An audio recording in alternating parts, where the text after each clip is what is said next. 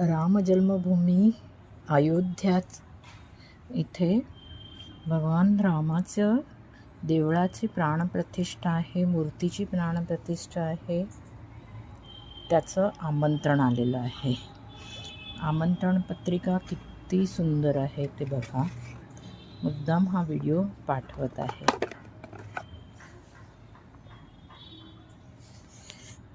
की सुंदर सुरेख रेखीव राम सीता